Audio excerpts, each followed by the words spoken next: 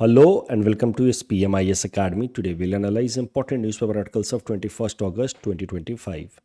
Please note you can download the PDF version of today's newspaper analysis by clicking the link given in the comment section. This is the list of the topics that we'll be covering from today's newspaper. The first topic is about 75 years of Sino-India diplomatic relations, India-China diplomatic relations. This topic is important from our syllabus GS paper 2 international relations point of view. सबसे पहले current context देखते हैं. China's foreign minister Wang Yi is on official visit to India.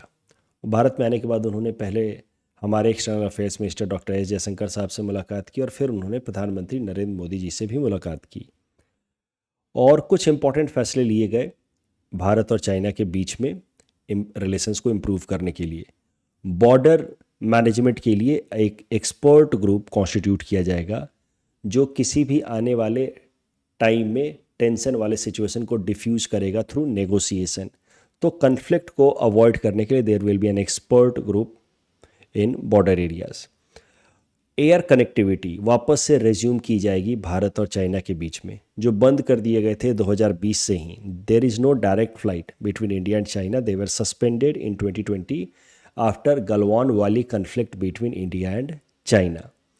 Border trade को भी promote किया जाएगा through passes like Lipulekh pass in Uttarakhand, Shipki La pass in Himachal Pradesh and Nathula pass in Sikkim. वहाँ से सीधा people to people contact promote किया जाएगा एंड बॉर्डर ट्रेड को प्रमोट किया जाएगा. वहाँ से कई सारे लोग जो हैं वो भारत में आते हैं सर्दी के दिनों में गर्म कपड़े, स्वेटर एंड ऑल ये सब बेचने के लिए. जो वुलन कपड़े होते हैं वो बेचने के लिए आते हैं. और साथ ही साथ दोनों देश अपने डिप्लोमेटिक रिलेशंस के 75 ईयर्स को सेलिब्रेट करेंगे थ्रू आउट द ईयर 2025. तो साल 2025 को मनाया जाएगा through out 2025. 75 years of diplomatic relations Bharat और चाइना के पूरे हुए हैं, उसको साल भर सेलिब्रेट किया जाएगा. तो आप कह सकते हैं कि ये जो मुलाकात हुई है चाइना के फॉरेन मिनिस्टर की भारत के प्रधानमंत्री जी के साथ और भारत के एक्सटर्नल अफेयर्स मिनिस्टर के साथ, this will resume engagement between India and China, which to great extent was suspended post Galwan Valley conflict in 2020. साल 2020 जून महीने में एक मैसिव कन्फ्लिक्ट हुआ था भारत और चाइना के सोल्जर्स के बीच में, जिसको गलवान वैली कन्फ्लिक्ट नाम से कहते हैं. Indian soldiers 20 Indian soldiers were martyred. और फिर भारत के जवानों ने भी रिटेलिएट किया था चाइना के अगेंस्ट, और उसके बाद दोनों देशों के बीच में अलग अलग एरियाज़ में बॉर्डर रीजन में कन्फ्लिक्ट शुरू हो गए थे.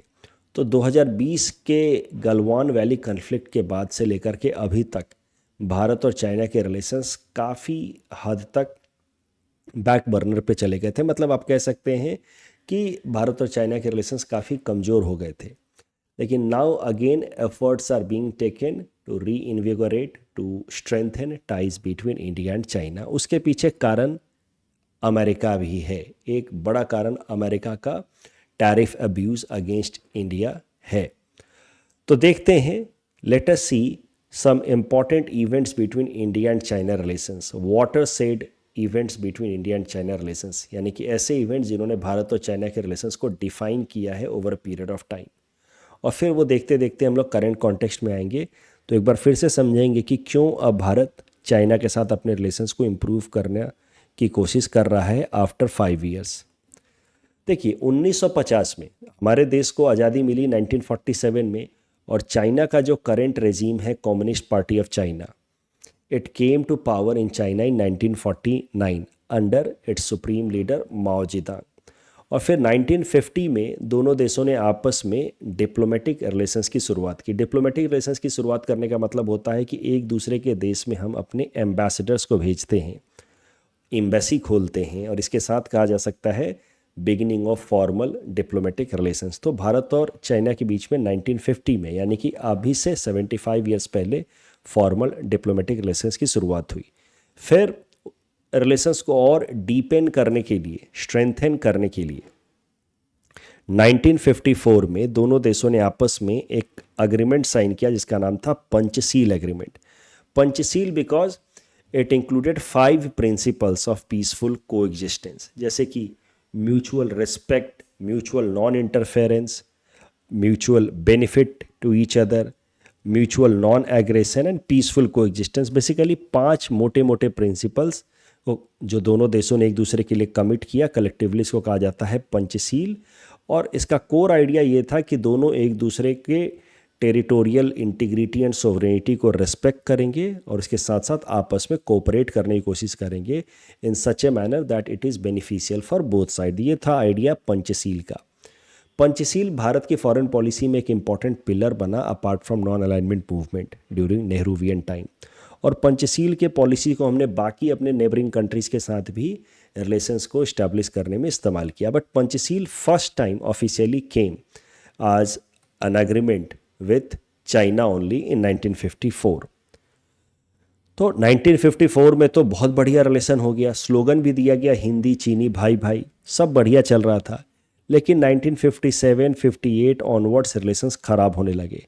एक मेजर डिफरेंस आया भारत और चाइना के बीच में इन 1959, जब चाइना ने फॉर्मली रिजेक्ट किया legality of McMahon line. McMahon line is boundary between Indian state of Arunachal Pradesh and Tibet. Tibet और अरुणाचल प्रदेश के बीच की जो बाउंड्री है, इसको नाम दिया गया है McMahon line.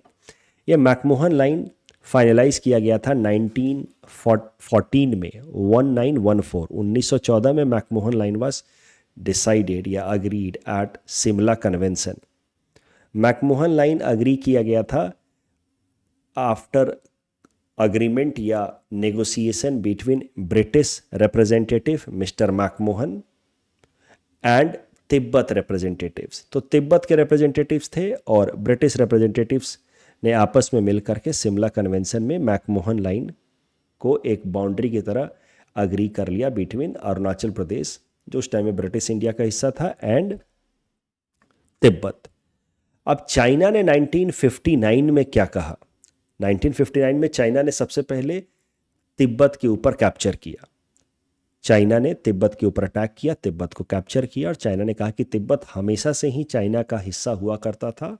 Somehow people of Tibet had started asserting autonomy and sovereignty, but since Tibet was always part of China, so China merged Tibet forcefully in 1959. और इस कारण से तिब्बत के जो supreme religious leader Dalai Lama, the 14th Dalai Lama, उनको तिब्बत छोड़ करके भारत में आना पड़ा अलॉन्ग विथ हिज फॉलोअर्स। और फिर भारत ने उनको रिलीजियस ग्राउंड्स पे, चूँकि वो एक रिलीजियस लीडर हैं, उस ग्राउंड पे भारत ने उनको सीट ऑफर किया इन धर्मशाला हिमाचल प्रदेश, जहाँ पे वो आज भी उनकी ऑफिस है या सीट है। तो आप कह सकते हैं कि 1959 में दोनों देशों के बीच में ट्रस्ट डेफिसिट होना शुरू हुआ, क्योंकि चाइना ने पहले तिब्बत पे अटैक किया, दलाई लामा भारत में आए और भारत ने उनको out of religious courtesy, since he was a religious leader, उनको भारत में सीट दिया। तो कहीं ना कहीं China saw this action by India of giving refuge to Dalai Lama as an attempt to interfere in internal matters of China. ये China ने इस तरीके से देखा दलाई लामा की तरफ हमारे जेस्चर को। उसके अलावा चाइना ने 1959 में फिर भारत के ऊपर दबाव बनाने के लिए कहा कि चूंकि तिब्बत तो चाइना का हिस्सा है, हमेशा से ही था, और तिब्बत के लोगों ने 1914 में जो अग्रीमेंट साइन करके और मैकमोहन लाइन फाइनलाइज किया था विथ ब्रिटिश इंडिया, वो मैकमोहन लाइन लीगल नहीं हो सकता, क्योंकि तिब्बत के रिप्रेजेंटेटिव्स थे, वहाँ पे चाइना तो था ही नहीं, since China was not present in this Shimla convention where McMahon line was finalized. तो ये दो इवेंट हुए। भारत के लिए ट्रस्ट डेफिसिट हुआ क्योंकि चाइना ने मैकमोहन लाइन की लीगैलिटी को काउंटर कर दिया, क्वेश्चन कर दिया। हमें लगा कि चाइना हमारे अगेंस्ट एग्रेशन करने की सोच रहा है। तो ये जो पंचशील का प्रिंसिपल था म्यूचुअल नॉन एग्रेशन, वो भारत को लगा is being violated by Chinese side by disputing legality of McMahon line, और चाइना को लगा, उसके तरफ से भी ट्रस्ट डेफिसिट आया कि जब हमने दलाई लामा जी को अपने देश में सीट ऑफर किया, तो China felt like India is trying to interfere into internal matters of China. तो ये जो ट्रस्ट डेफिसिट शुरू हुआ 1959 में, and ultimately it resulted into a war between India and China in 1962. The war was mainly fought in this region, एक Aksai Chin region और दूसरा अरुणाचल प्रदेश वाला एरिया में, नॉर्थ ईस्टर्न रीजन में चाइनीज सोल्जर्स काफ़ी अंदर तक आ चुके थे. तो यहाँ पे और इस एरिया में the war in 1962 was fought. And since Indian army was not that prepared, we were unsuspecting of China कि चाइना इस तरह की हरकत करेगा, and that is the reason why we had to face massive casualty as well as reverses. Bharat को नुकसान झेलना पड़ा इन दिस 1962 वॉर.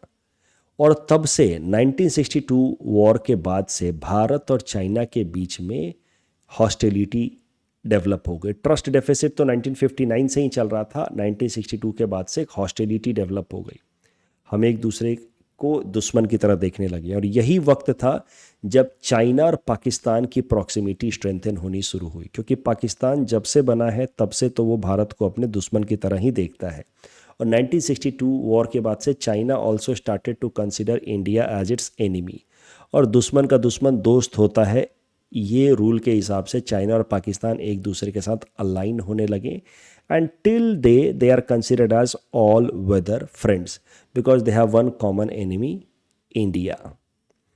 तो 1962 से लेकर के लगभग 1976 तक 14-15 साल तक भारत और चाइना के रिलेशंस लगभग ना के बराबर थे, जीरो इंटरैक्शन. जिस तरह से अभी हमारी हालत पाकिस्तान के साथ है, हमारा रिलेशन पाकिस्तान के साथ है, we do not want to have any kind of interaction with Pakistan. Similar kind of situation prevailed between India and China also for these 15 years from 1962 to 1976. Then 1976 में अगेन कोशिश की गई to restore diplomatic ties between India and China. Bharat से ambassador भेजे गए China, जो 1962 war के दौरान बुला लिए गए थे. अपने अपने एम्बेसडर्स को बुला लिया था दोनों देशों ने, और अब एम्बेसडर्स को बुला लेने का मतलब होता है end of diplomatic relations. In 1976 में वापस से डिप्लोमेटिक टाइज की शुरुआत हुई. India sent its ambassador to China.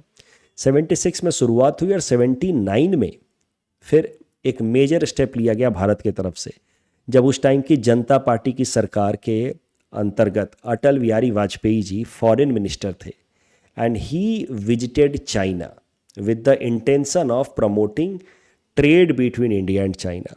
कई सारे ट्रेड एग्रीमेंट साइन हुए 1979 में to boost Sino India trade ties. 1984 में most favoured nation trade agreement was also finalized between India and China. तो 1976 के बाद से धीरे धीरे रिलेशंस इंप्रूव होने लगे. 79 में अटल बिहारी वाजपेयी जी के विजिट के बाद रिलेशंस और अच्छे हुए, खासकर इकोनॉमिक कॉन्टेक्स्ट में.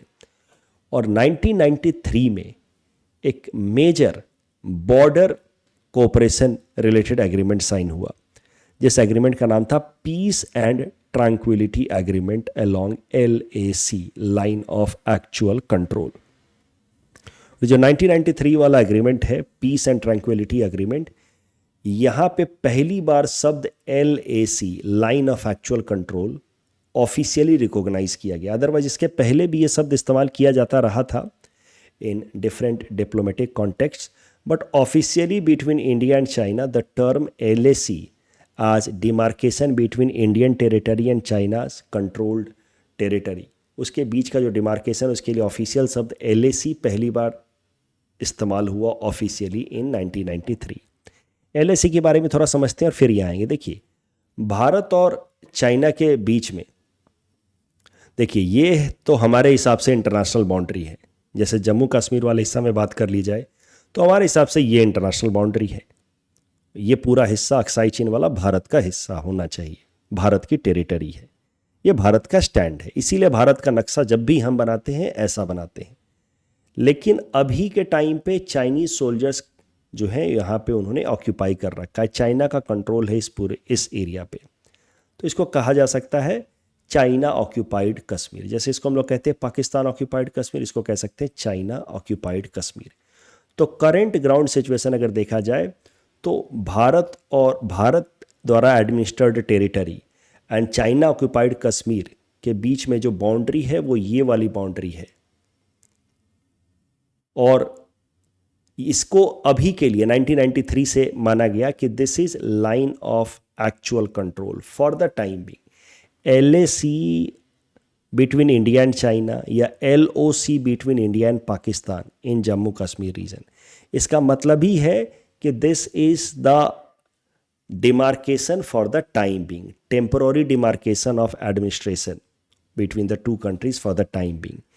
It is not the final one. जब फाइनल एग्रीमेंट हो जाएगा, दोनों देश कन्विंस हो जाएंगे, बॉर्डर एग्रीमेंट साइन हो जाएगा, then that demarcation will be known as international boundary. तो जब तक डिमार्केशन को दूसरे नाम से बुलाया जा रहा है इंटरनेशनल बाउंड्री के अलावा, LOC कहा जा रहा है, जैसे ये है LOC, ये है LAC, इसका मतलब डिस्प्यूट अभी है। चाइना के हिसाब से ये हिस्सा चाइना का होना चाहिए, भारत के हिसाब से ये हिस्सा भारत का होना चाहिए, और डिस्प्यूट है, लेकिन फॉर द टाइम बिंग कोई ऑन ग्राउंड कन्फ्लिक्ट ना हो, काइनेटिक तरीके से डायरेक्ट कन्फ्रंटेशन ना हो, उसके लिए एक एग्रीमेंट साइन की गई 1993 में, और हमने फाइनलाइज किया LAC between India and China. LAC मतलब for the time Bing demarcation between China's administered area and India's administered area. So LAC separates basically Indian administered territory and China's controlled territory. LAC 3 reason में है basically. ये है आप कह सकते हैं western sector, ये अक्साई चीन वाला एरिया, ये कह सकते हैं आप कि वेस्टर्न सेक्टर का LAC है, वेस्टर्न सेक्टर। ये है middle sector of LAC Uttarakhand वगैरह में, और ये है ईस्टर्न सेक्टर का LAC, eastern sector LAC McMahon line. LAC एक और बात आपको ध्यान रखनी चाहिए कि LAC is not a very sharp razor edged demarcation, वो एकदम क्लियर कट डिफाइंड बाउंड्री नहीं है। LAC is basically a large area, empty area of about width 50 to 100 kilometre left vacant between India and China। हम दोनों देशों ने अभी के लिए लगभग 50 से 100 किलोमीटर वाला विड्थ एक कॉरिडोर छोड़ रखा है, और उसी को हमने नाम दिया है LAC। और 1993 में LAC को फॉर्मली रिकॉग्नाइज किया गया, और ये कहा गया कि with negotiation over a period of time we will arrive at a final territorial agreement, और उसके बाद दोनों देश इंटरनेशनल बाउंड्री रिकॉग्नाइज करेंगे बिटवीन ईच अदर। लेकिन अभी तक इंटरनेशनल बाउंड्री रिकॉग्नाइज हुआ नहीं है। चाइना कहता है कि ये इंटरनेशनल बाउंड्री नहीं हो सकती, हम कहते हैं ये नहीं हो सकती, हमारा हिस्सा ये होना चाहिए। चाइना कहता है अरुणाचल उसका हिस्सा होना चाहिए, उसके तिब्बत का हिस्सा होना चाहिए। तो ये थोड़े डिफरेंसेस हैं भारत और चाइना के बीच में विद रिस्पेक्ट टू टेरिटोरी या टेरिटोरियल सोवरेनिटी। बट पॉइंट ये है कि 1993 में with peace and tranquillity agreement the kinetic conflict was stopped and we said कि there is LAC for the time being. 20 साल जब हुए इस पीस एंड ट्रैंक्विलिटी एग्रीमेंट के, तो 2013 में इस पीस एंड ट्रैंक्विलिटी एग्रीमेंट को फर्दर अपग्रेड किया गया into border defence cooperation agreement BDCA। यहाँ पे कहा गया कि पूरी तरह से पीस एंड स्टेबिलिटी मेंटेन की जाएगी LAC पे, और इसके लिए ज़रूरी है कि दोनों साइड के जो फोर्सेस हैं जब वो LAC एरिया में पेट्रोलिंग करें तो वो बिना आर्म्स एम्यूनेशंस के पेट्रोलिंग करें। क्योंकि पहले अक्सर हो जाता था कि चाइना और भारत के सोल्जर्स एक दूसरे के आमने सामने आ जाते थे, क्योंकि LAC तो क्लियरली डिमार्केटेड भी नहीं है, 50 से 100 किलोमीटर का विड्थ छोड़ा हुआ है। तो बहुत बार चाइना और भारत के सोल्जर्स आमने सामने आ जाते थे, तो सिचुएशन बन जाती थी ऑफ कन्फ्लिक्ट।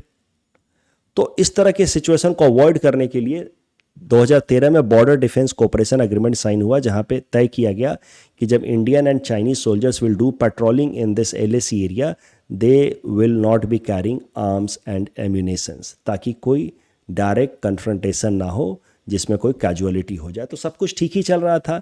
इनफैक्ट 2019 तक तो China emerged as India's largest trading partner. लेकिन भारत का जो ट्रेड चाइना के साथ होता है, इसमें भारत को काफ़ी सारा ट्रेड डेफिसिट फेस करना पड़ता है। मतलब ultimately forex reserve flow from India to China, क्योंकि China is major exporter to India, जबकि भारत उतना एक्सपोर्ट चाइना में नहीं कर पाता है। पर ठीक है, 2019 तक trade relations also became very strong. फिर 2020 में गलवान वैली कन्फ्लिक्ट हुआ, in the month of June, जिसके बारे में हमने पहले चर्चा की। गलवान वैली यहाँ पे है, LAC के पास है, इन अक्साई चीन एरिया। वहाँ पे चाइनीज सोल्जर्स ने BDCA border defence cooperation agreement के प्रोविजंस को ब्रीच किया and they attacked Indian soldiers in unprovoked manner. Indian soldiers के ऊपर उन्होंने बिना किसी प्रोवोकेशन के भी अटैक किया। और चूंकि आर्म्स एम्यूनेशंस तो कैरी नहीं कर रहे थे बॉर्डर डिफेंस कोऑपरेशन एग्रीमेंट के अंतर्गत, तो यहाँ तो लड़ाई लाठी डंडे इससे ईंट पत्थरों से हो गई। चाइनीज सोल्जर्स ने पहले इंडियन सोल्जर्स के ऊपर अटैक किया, 20 Indian soldiers were martyred, then of course Indian soldiers also retaliated. और तब से भारत और चाइना के रिलेशंस पूरी तरीके से खराब हो गए थे और कोल्ड परे थे, बैक बर्नर पे थे, आप ऐसा कह सकते हैं। लेकिन अब जैसा कि आप देख रहे हैं, India and China are looking forward to reset reinvigorate their ties.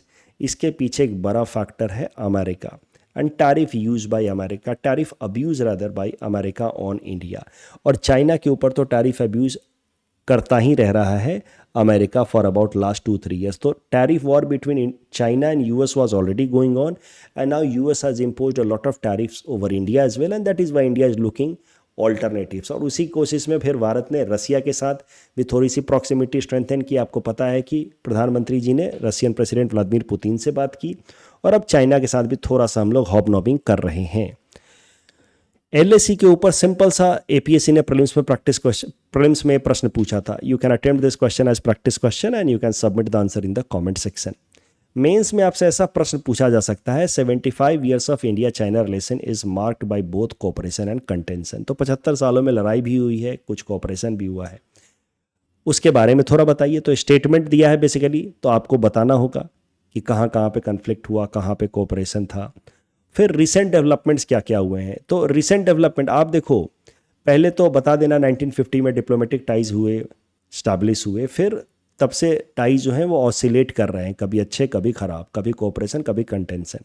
फिर थोड़ा फ्लो चार्ट बना करके सारी बातें बता देना इस तरीके से कि 50 में ये हुआ, 54 में पंचशील, फिर 62 में वॉर, फिर 76 में ऐसे। और ये करते करते आप 2020 यानी कि गलवान वैली तक का बस फ्लो चार्ट बनाना।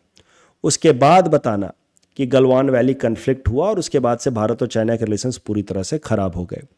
गलवान वैली कन्फ्लिक्ट से जस्ट पहले पहले भारत और चाइना ने आपस में इनिशिएटिव स्टार्ट किया था, जिसको नाम दिया गया था इनफॉर्मल समिट। पहले हुआ वुहान चाइना में 2018 में, जहाँ पे भारत के प्रधानमंत्री गए और वहाँ के लीडर्स जी जिनपिंग वगैरह से मिले, इनफॉर्मल बातें।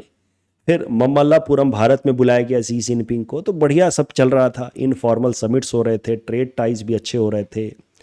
लेकिन उसके बाद से रिलेशंस खराब हो गए हैं। गलवान वैली कन्फ्लिक्ट हुआ, इनफॉर्मल समिट टर्मिनेट कर दिया गया, तब से ममल्लापुरम वाले इनफॉर्मल समिट से लेकर के अब तक कुछ हुआ नहीं है। और भारत अब स्ट्रैटेजिक ग्रुपिंग करने लगा है अगेंस्ट चाइना, से Quad, I2U2, IMEC, Indo Pacific oceans initiative to curb China's aggression in South China Sea. और इकोनॉमिक कॉशन भी रख रहा है भारत चाइना के साथ। ट्रेड पे पूरी तरह से बैन तो नहीं किया है, लेकिन चाइना से आने वाले FDI पे काफ़ी रिस्ट्रिक्शन लगा दिया।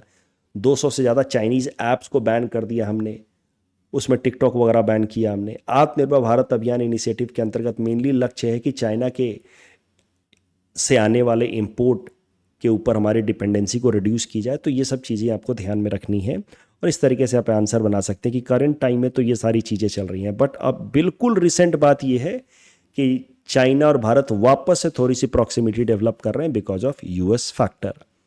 Next topic is about 130th constitution amendment bill, important from our syllabus GS paper 2 Indian polity point of view. Current news ये है कि कल हमारे union home minister Amit Shah ji ने 3 बिल रखे लोकसभा में। एक था constitution amendment bill, 130th constitution amendment bill, इसके अलावा Jammu and Kashmir reorganisation amendment bill and government of union territories amendment bill 2025। इन तीनों बिल का मेन लक्ष्य ये है कि अगर यूनियन लेवल के मिनिस्टर्स हों या स्टेट लेवल के मिनिस्टर हों, चाहे प्रधानमंत्री हों या यूनियन लेवल के बाकी कोई मिनिस्टर्स हों या चीफ मिनिस्टर हों स्टेट्स में या यूनियन टेरिटरीज में, अगर वो अरेस्ट होते हैं अंडर एनी चार्जेस और 30 दिन से ज़्यादा वो डिटेन रहते हैं यानी कि जेल में रहते हैं on some serious criminal charges, तो उस केस में उनको अपने पोजीशन से, मिनिस्टीरियल शिप से रिज़ाइन करना होगा। बाद में जब जेल से छूट के आए तो उनको फिर से चीफ मिनिस्टर या प्राइम मिनिस्टर बनाया जा सकता है व्हाट्सोएवर, जो इस पद पे भी थे। लेकिन अगर वो किसी भी सीरियस क्रिमिनल चार्जेस के अंतर्गत 30 दिन से ज़्यादा के लिए डिटेन होते हैं, अभी उनके ऊपर आरोप साबित नहीं हुआ है, मतलब they are just accused but not guilty yet, अगर 30 दिन से ज़्यादा से वो जेल में हैं, यानी कि बेल नहीं मिल पा रहा, और बेल तभी नहीं मिलेगा जब सीरियस क्रिमिनल मैटर होगा, तो उस केस में उनको अपना पद मिनिस्टीरियल से छोड़ना होगा, चाहे वो यूनियन लेवल पे प्राइम मिनिस्टर हों, यूनियन मिनिस्टर्स हों, या स्टेट लेवल पे किसी भी स्टेट या यूनियन टेरिटरी के चीफ मिनिस्टर या मिनिस्टर हों। And there is, as I told you, there is possibility of reappointment once the detained minister is released. अगर बाहर आ जाते हैं तो वापस से रीअपॉइंट भी हो सकते हैं।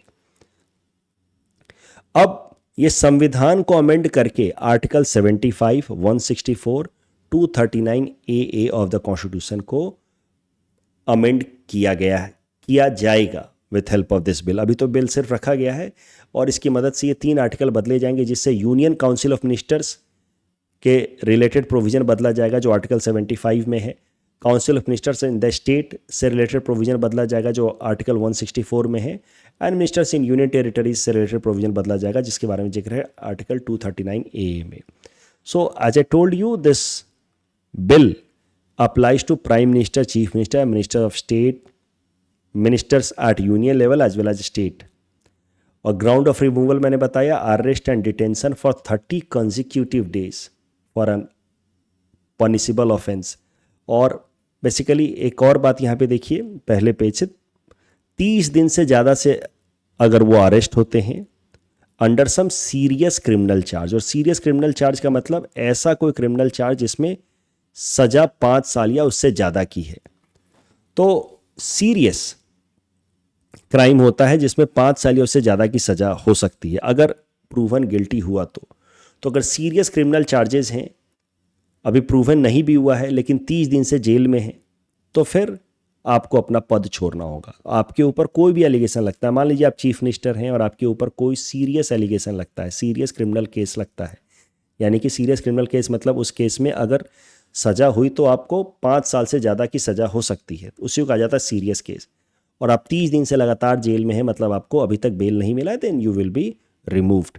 आपको खुद ही अपना पोस्ट छोड़ देना है, और अगर आप नहीं छोड़ते हैं तो फिर यूनियन लेवल पे president will remove you, at the state level governor will remove you, at union territory level lieutenant governor will remove you if you try to continue despite disqualification। ये मेनली जो ये provision लाया जा रहा है, ये लाया जा रहा है after what we witnessed in Delhi few months ago, जहाँ पे दिल्ली के उस वक्त के चीफ मिनिस्टर अरविंद केजरीवाल जी काफ़ी लंबे समय से जेल में थे और वो जेल से ही दिल्ली की सरकार को चला रहे थे। तो इस तरीके का इशू दोबारा ना हो, सिचुएशन दोबारा ना हो, जहाँ पे जो मेन इंसान है जो गवर्नेंस को मैनेज कर रहा है वो खुद ही जेल में है, तो इससे मिस गवर्नेंस की संभावना हो सकती है, पुअर गवर्नेंस की संभावना हो सकती है। तो ऐसे सिचुएशन को प्रिवेंट करने के लिए इन फ्यूचर ये कानून लाया जा रहा है। ऑफ कोर्स इसकी मदद से क्रिमिनलाइजेशन ऑफ पॉलिटिक्स को भी रोकने की कोशिश की जाएगी कि आपके ऊपर अगर क्रिमिनल चार्जेस लगे हैं, सीरियस चार्जेस लगे हैं, तो कहीं ना कहीं कुछ ना कुछ तो किया होगा शायद से आपने, तो उस केस में आपको रिजाइन कर देना चाहिए, एटलीस्ट ऑन मोरल ग्राउंड्स। कम से कम जब तक आप पूरी तरह से क्लीन साबित नहीं हो जाते, at least on moral ground you should be resigning. तो इस तरीके से क्रिमिनलाइजेशन ऑफ पॉलिटिक्स या entry of criminal elements in politics को थोड़ा रोकने की कोशिश की जा रही है एज पर दिस बिल। लेकिन इस बिल से रिलेटेड कुछ कंसर्न्स भी हैं। जो अपोजिशन पार्टियां हैं उनका डर है कि सेंट्रल गवर्नमेंट इस कानून का मिसयूज करेगी स्टेट गवर्नमेंट्स में, खासकर चीफ मिनिस्टर्स को रिमूव करने के लिए, क्योंकि सेंट्रल गवर्नमेंट के अंतर्गत उनके पास कई सारे एजेंसीज हैं जैसे इन्फोर्समेंट डायरेक्टरेट, CBI, CVC, उनके मदद से किसी स्टेट गवर्नमेंट के चीफ मिनिस्टर या मिनिस्टर को वो जेल में डलवा देंगे, 30 दिन से ज़्यादा बेल नहीं मिलेगी और उसके बाद बोला जाएगा कि अब आप अपने पोस्ट को छोड़िए। So there is possibility of misuse guided by politically motivated ideas, ये एक प्रॉब्लम है। दूसरा, अगर लॉजिकली बात की जाए या फिलोसॉफिकली बात की जाए तो Indian judicial system is based on the concept of principle of innocent until proven guilty. जब तक आपके खिलाफ चार्जेस साबित नहीं हो जाते हैं तब तक आपको इनोसेंट ही माना जाएगा। लेकिन इस केस में आप 30 दिन से ज़्यादा से जेल में, आपके खिलाफ सिर्फ केस चल रहा है, अभी you are not proven guilty, yet you are being punished in a way कि आपको अपना पोस्ट छोड़ना होगा। तो उस प्रिंसिपल का भी ये वॉयलेशन की तरह देखा जा सकता है। इस टॉपिक डिस्कशन के बेसिस पे प्रीलिम्स प्रैक्टिस क्वेश्चन है। Please attempt this question and submit the answer in the comment section. Next topic is about online gaming bill 2025, important from our syllabus GS paper 2, governance point of view. Lok Sabha ने एक bill pass किया है जिसका नाम है regulation of online gaming bill 2025। इस bill की मदद से अगर ये बिल कानून बन जाता है, यानी कि राज्यसभा से भी पास हो जाता है, उसके बाद प्रेसिडेंट उसको साइन कर देते हैं, तो इस कानून की मदद से जो मनी रिलेटेड गेमिंग चलता रहता है ऑनलाइन मैनर में, उन सब को बैन किया जाएगा। मनी रिलेटेड गेमिंग इन ऑनलाइन मैनर का सबसे बढ़िया सीधा साधा एग्जांपल है ड्रीम 11, माई सर्कल 11, पोकरबाजी, ये जो टीवी पे आप ऐड देखते रहते हैं। आप ऑनलाइन गेम खेलिए, कोई दिक्कत नहीं, लेकिन ऑनलाइन गेमिंग के दौरान अगर रियल मनी इन्वॉल्व है तो such kind of activities will now be banned as per this bill. So this bill prohibits offering, operation, facilitation, advertisement, promotion, participation, any activity basically with respect to online money gaming activities like Dream 11, पोकरबाजी etc. साथ ही साथ इस bill की मदद से एक अलग से authority बनाई जाएगी to promote esports, online sports. Esports basically online sports, तो ऑनलाइन गेमिंग वगैरह करना है आप सब कर सकते हैं for creative and recreational purpose, but it should not be done with real money involve in it. तो there will be a separate authority to promote online sporting activities, at the same time it will oversee कि there is no real money involve in it. अगर कोई भी इंसान ये real money वाला online gaming करता हुआ पाया जाता है तो उसको 3 साल की सजा या 1 करोड़ का फाइन या दोनों एक साथ हो सकता है। अब ये जो बिल लाया जा रहा है, इसके फेवर में क्या क्या बातें हैं, तो let us do brief analysis of this bill. Favour में ये है कि जो ऑनलाइन मनी गेमिंग एक्टिविटीज़ हैं इसमें बहुत सारे लोगों को बड़ा फाइनेंशियल नुकसान होता है, फिर issues of suicide, family destruction, loss of savings देखने को मिलता है। बहुत सारे लोग साइकोलॉजिकली काफ़ी हार्म हो जाते हैं, डैमेज हो जाता है उनको, क्योंकि बहुत सारा पैसा वो लूज कर जाते हैं। और इसमें मेनली यंग जनरेशन जो है जल्दी अट्रैक्ट होता है, क्योंकि इसमें जल्दी पैसा बनने की संभावना रहती है। Young generation is attracted and they are more vulnerable, and when they lose huge amount of money तो उसका इम्पैक्ट उनके परिवार पे भी पड़ता है, उनके करियर पे भी पड़ता है, उनके मेंटल हेल्थ पे पड़ता है। लेकिन इस बिल के काउंटर में भी, अगेंस्ट भी कुछ आर्ग्यूमेंट्स हैं। जैसे इस तरीके के जो भी फैंटेसी गेम्स हैं, ड्रीम 11, माई सर्कल 11, इसमें 2 लाख से भी ज़्यादा लोगों को एम्प्लॉयमेंट मिलती है डायरेक्टली या indirectly, and it generates revenue up to about 31,000 crore तक का रेवेन्यू जनरेट करता है। दूसरा, सुप्रीम कोर्ट ने साल 2021 में एक पिटीशन वहां फाइल हुआ था ड्रीम 11, माई सर्कल 11 जैसे गेम को बैन करने के लिए। वहां पे सुप्रीम कोर्ट ने इन गेम्स को बैन करने से मना कर दिया था। सुप्रीम कोर्ट ने कहा था कि ये सारे गेम्स जो हैं they are game of skill, यहां पे आपको स्किल चाहिए, they are not merely game of chance like lottery and gambling, and that is why these games should not be banned. भाई आपके पास टैलेंट है, आप क्रिकेट खेलते हैं तो आप करोड़ों में कमाते हैं कि नहीं कमाते हैं। अब यही खेल ऑनलाइन खेल करके कोई अपने स्किल से पैसा कमा रहा है तो कमा रहा है, where is problem in that. तो सुप्रीम कोर्ट सेड कि since these are game of skill not merely game of chance, so they should not be banned. Now ये जो बिल है ये हर तरह के गेम को, चाहे वो ऑनलाइन लॉटरी हो जो प्योरली गेम ऑफ चांस है, या ऑनलाइन इस तरह के फैंटेसी गेम्स हैं which as per supreme court is game of skill, उन हर तरह के गेम को बैन कर रहा है। तो कहीं ना कहीं this bill goes against the view of supreme court. इस टॉपिक डिस्कशन के बेसिस पर प्रीलिम्स प्रैक्टिस क्वेश्चन है, attempt this question and submit the answer in the comment section. Next topic is about of budget borrowing. Economy का एक छोटा सा term है, कभी कभार प्रीलिम्स में सीधा सीधा इकोनॉमी का कोई टर्म उठा करके वो पूछ लेते हैं। ऑफ बजट बोरोइंग वो सारी बोरोइंग होती है जो सरकार करती है अपार्ट फ्रॉम बजट। जैसे बजट के दौरान जो भी बोरोइंग होगी, बजट के थ्रू जो भी बोरोइंग होगी, वो तो कहा जाएगा फिस्कल डेफिसिट। बट सरकारें क्या करती हैं कई बार, rather than directly borrowing on their own, because that will reflect in fiscal deficit of the budget, they borrow through government companies जिनको कहा जाता है पीएसयू, या they borrow through other government entity, जैसे कि कोई गवर्नमेंट यूनिवर्सिटी के थ्रू बोरो कर लिया नॉल। इस तरह की बोरोइंग कहा जाता है off budget borrowing. Budgetary borrowing सरकार करती है वो तो फिजिकल डेफिसिट में दिखेगा, बजट में दिखेगा, सब जनता को पता चलता है। ऑफ बजट बोरोइंग जल्दी पता भी नहीं चलता है। So off budget borrowing is government borrowing which is not included in official budget. This borrowing are raise through PSUs या other government based entities. Issue क्या है ऑफ बजट बोरोइंग से रिलेटेड कि it does not reflect in physical deficit. अब physical deficit कम दिख रहा है लेकिन सरकार का बोरोइंग ज़्यादा हो सकता है। That means it may give impression of prudence कि सरकार ओवरऑल बजट को अच्छे से मैनेज कर रही है डिस्पाइट हाई बोरोइंग। आप जनता को ये दिखा रहे हैं फिजिकल डेफिसिट, लेकिन रियलिटी में आपने इतनी बोरोइंग की हुई है क्योंकि ये अमाउंट तो आपने ऑफ बजट बोरो किया हुआ है। सो कहीं ना कहीं this of budget borrowing does not allow complete transparency in budget management. It does not ensure accountability on the government and it conceals the true या real amount of debt over the government. इस topic discussion के basis पे prelims practice question है। Attempt this question and submit the answer in the comment section.